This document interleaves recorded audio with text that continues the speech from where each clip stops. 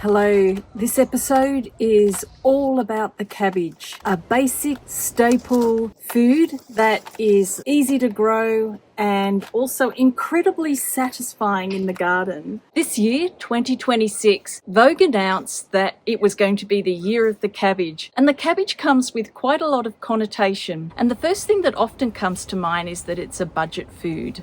Easy to grow, you get a lot of bang for your buck for a packet of seeds, they germinate quite easily, and one whole cabbage produces quite a lot of meals. They're also reasonably cheap to buy in the supermarket, although one year, 2022, looking at my grocery bill, I realised I'd accidentally purchased half a cabbage for $16, but it was unusual circumstances. There was massive flood in areas of the eastern coast of Australia, wiping out a lot of green crops. And so the scarcity of the cabbage upped the price. But also other greens also became scarce at that time, wiped out by the floods. And at that time, major fast food outlets, including KFC and Subway, interestingly, announced that they would substitute lettuce for cabbage in their rolls and burgers. And I guess that's an interesting use of the cabbage if you're short of lettuce. And also the reason why I paid $16 for a cabbage once in 2022.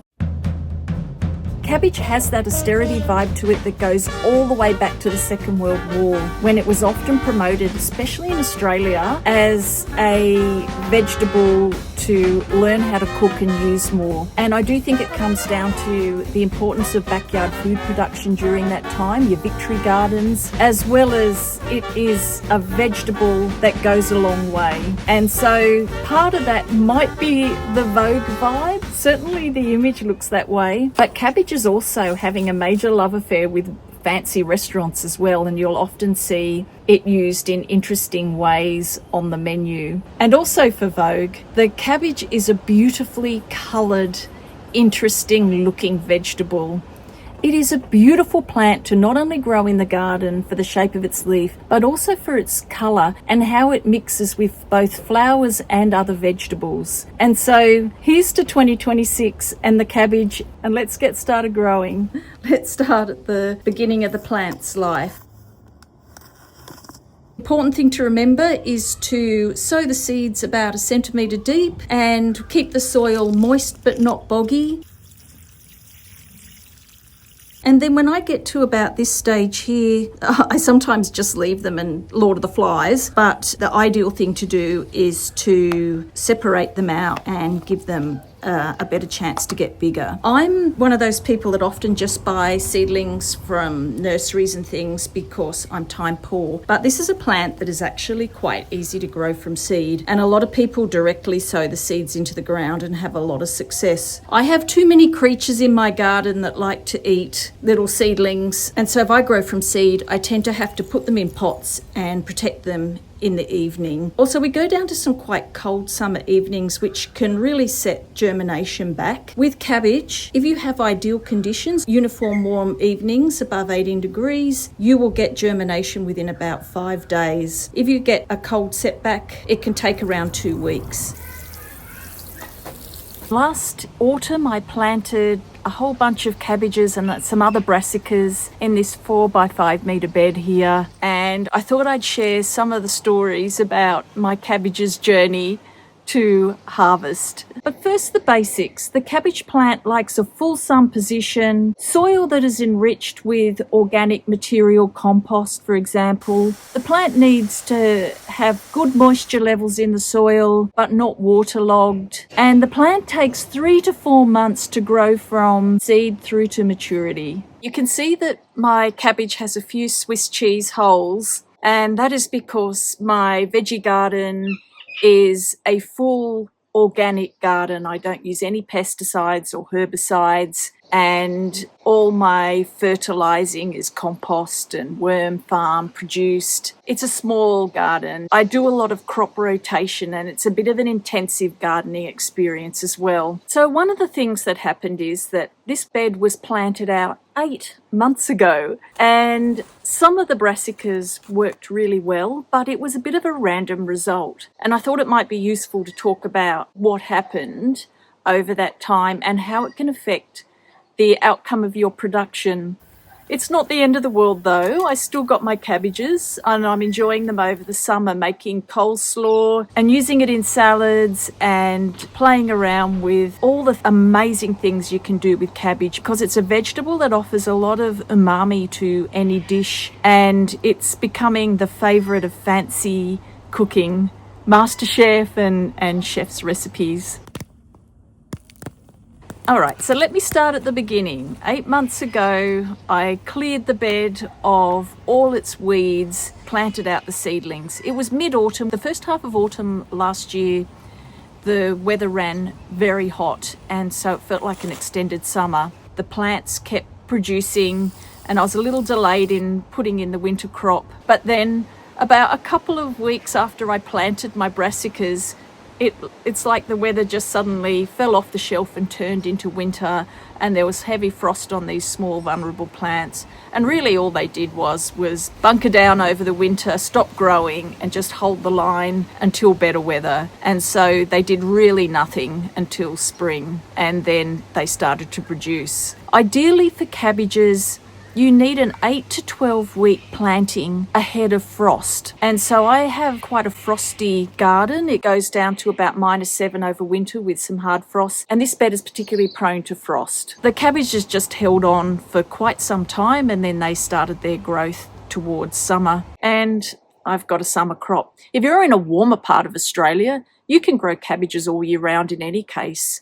It's really just if you're in a cool temperate zone like mine that you have to be mindful of that winter implication. Some other things that can happen is that irregular watering can lead to bolting to seed or just the plant not faring very well. I did prepare the soil ahead of planting. I dug in quite a bit of compost and organic matter into the soil, and I had chickens initially running over that. So cabbages really do benefit from a rich soil. I think my delay was down to the weather. I am very grateful that they hung in there and gave me a wonderful crop in summer. It just means you've got this plant hanging in the ground for an extended period of time. And so these will go into the ground in mid to late summer, and that is for an autumn harvest, and hopefully I avoid a long wait over the winter. One of the things to think about if you're doing a whole lot of plants of a similar variety together is you will attract pests that like that type of plant. So brassicas, obviously the white cabbage moth is a big factor in making your cabbage leaves look a little Swiss cheesy. Some ways to avoid that is to do some interplanting. And so I interplant with bird attracting and positive insect attracting plants. Red clover, marigold, dill, mint, sage, nasturtium. The other thing I have, which is a great addition to a permaculture garden, of course, is chickens. And so with young seedlings, you definitely have to rope off. If you've got the chickens wandering around, they'll eat them in 2 seconds. They actually are very partial to cabbage and other brassicas. But having them parole the perimeters is a good way of just keeping on top of the general populations, and also having a run over the space before you plant. For me, I just rely on the bird life to come in and do the picking for me. I'll do a hand pick if I see something, but I'm not that diligent, and my chickens.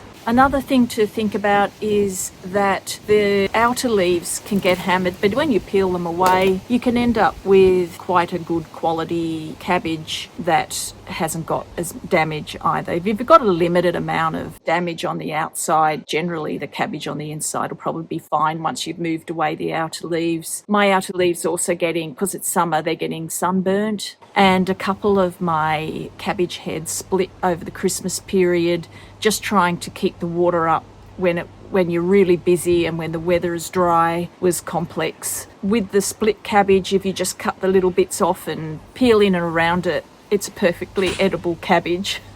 If you get it early, it won't last as long in the ground because it's obviously compromised. Come on!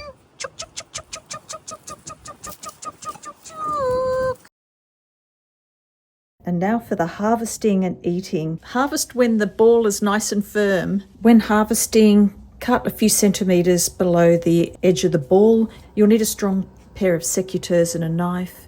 The cabbages last for quite a long time in the ground if the weather's not too extreme.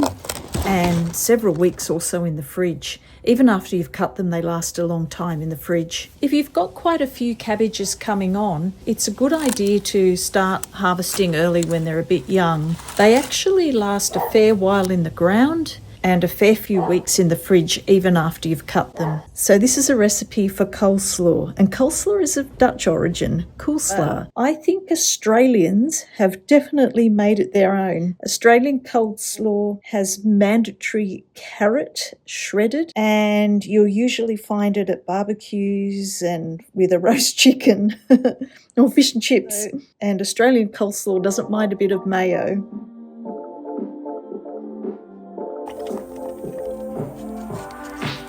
That sexy smile, looking forward to see you. I hope I will lose control. Cabbage steaks are a little fancier, and I think they were heralded by MasterChef, but they're truly delicious. And cabbages are amazingly healthy. They're low in calories, high in vitamins, and they're very good for digestion and boosting immunity. And the red cabbage apparently has more antioxidants than the green cabbage.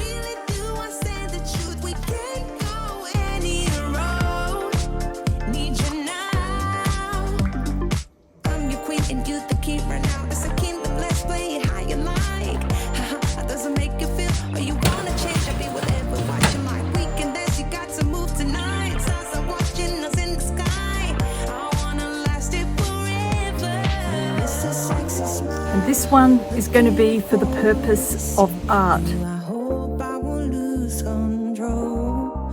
Love you every night, no checking the time, just us loving you all night long. I can let you go, baby, it's the right we already know, and we feel it. I really do, I said the truth, we can't go any wrong. Need you now. Let's change the clothes we have a try. You know how you make me feel alive. Come close to me. Yeah, I like my own. Thank you 93-year-old artist Joyce and Elaine for being on the art journey. And this session we definitely lent into colour. Thanks for watching, thanks for all the subs, and I hope to see you in the next episode. Bye.